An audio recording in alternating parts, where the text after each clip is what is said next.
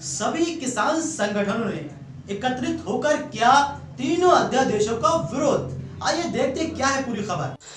चरखी दादरी 3 अध्यादेशों का विरोध करते संयुक्त किसान मोर्चा जिला चरखी दादरी के बैनर तले सभी किसान संगठनों ने एकत्रित होकर किसान महापंचायत कर चिड़िया रोड पर प्रदर्शन किया, जिसकी अध्यक्षता वयोवृद्ध कमल सिंह माड़ी एवं अतर सिंह सरपंच बलाली की अध्यक्षता में की गई। किसान पंचायत का संचालन भाकियू जिला संरक्षक रणवीर फौजी घिकाड़ा की देखरेख में चला। भाकियू जिला अध्यक्ष जगवीर घसोला ने कहा कि किसानों पर थोपे गए तीनों अध्यादेशों को अगर वापस नहीं लिया गया तो आने वाले समय में किसान एक बड़ा आंदोलन करेंगे।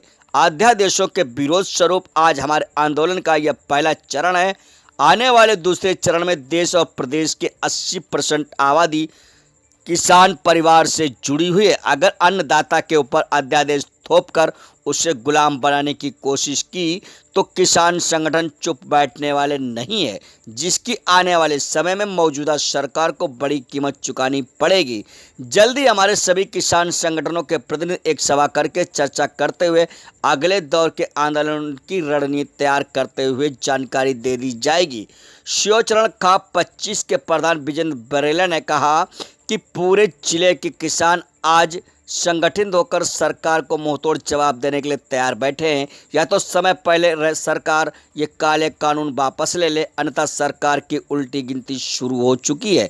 चरखी दादरी धरना किसानों के बीच महम से विधायक बलराज कुंडू ने पहुंचकर कहा कि मैं सरकार से इन अध्यादेश को लेकर मैं सरकार से 5 सवाल करना चाहता हूं। अगर सरकार मेरे उन सवालों का जवाब दे दी कि अध्यादेश से किसानों को एक भी फायदा होता हो, लेकिन सरकार किसानों को दो फाड़ करके राजनीति करना चाहती है।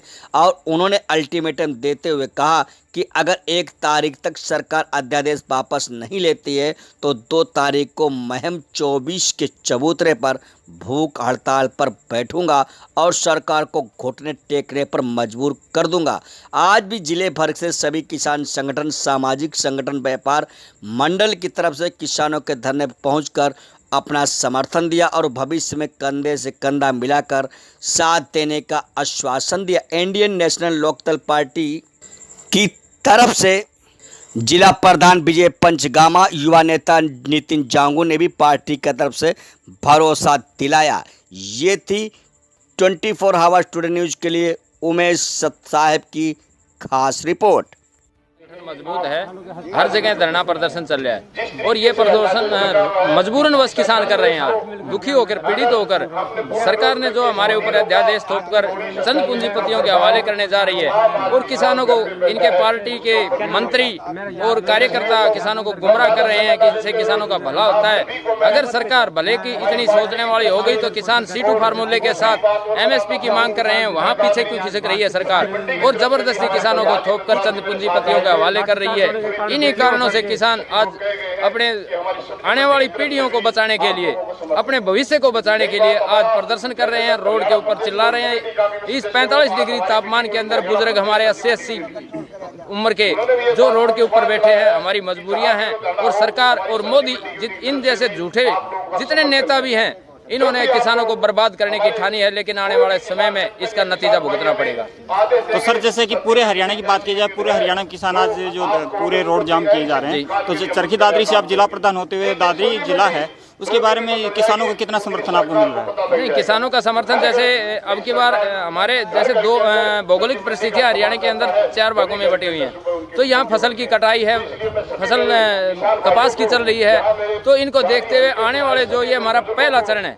इस पहले चरण के अंदर हमने जैसे ज़्यादा संख्या न जुटाकर जो मेन मुख्य किसान थे या जागृत किसान थे वो अपने आप शामिल हुए हैं। हमें घर घर जाके कोई इतना प्रचार नहीं किया, किसी को जबरदस्ती बुलाने की कोशिश नहीं की। जिन्होंने अखबार मीडिया के माध्यम से सुना है वही हमारे पास चल के आए हैं या संगठन के हैं। इसके अलावा हमने किसी को भी इस प्रकार से, अगले जो दूसरा हमारा चरण होगा वो इससे 10 गुना मजबूत होगा। आने वाले समय में ये सरकार या तो जल्द ही इसके ऊपर डिसीजन लेके और इन अध्यादेशों को वापस ले ले, अन्यथा इसके परिणाम भुगतने के लिए तैयार रहे।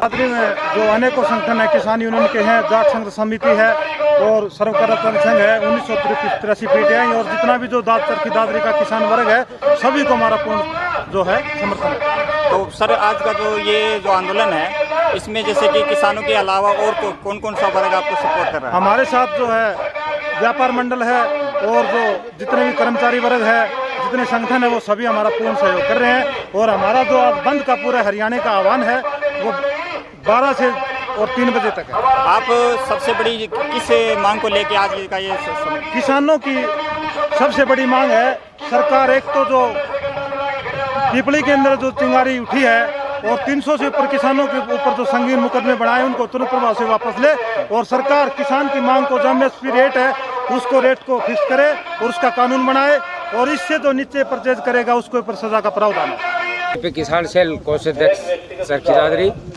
आज जेजेपी को अलविदा कह करके भारतीय किसान यूनियन में शामिल जिला प्रभारी के तौर पर कार्य कर रहे हो। तो पीपली में जो हमारे किसानों के साथ लाठीचार्ज हुआ है, हमको नोटिस दिया गया पीपली नहीं जाना है, उससे तंग आकर के, सरकार से तंग आकर के मैंने ये जेजेपी को अलविदा कहने का मौका मिला और भारतीय किसान यूनियन के में काम करने का मौका मिला। तो मैं किसानों का अत्याचार नहीं सह सकता, इसलिए मैं जेजेपी को आज से अलविदा कह दिया है। तो मैं ज़्यादा न कहते हुए ये कहूँगा कि ये जितने 3 अध्यादेश लागू किए सरकार ने, इनको तुरंत प्रभाव से वापस लिया जाए और किसानों की जो फसल का नुकसान हुआ है, कपास, गुआर और मूंग में जो नुकसान हुआ है, उनको मुआवजा शीघ्र से शीघ्र दिया जाए। और जो ही ऊपर से आदेश आएंगे हमारी भारतीय किसान यूनियन के, उसी अनुसार हम अगला रणनीति उठाने के लिए तैयार रहेंगे। जैसे भी हमें आदेश दिया जाएगा, आदेश का पालन करेंगे।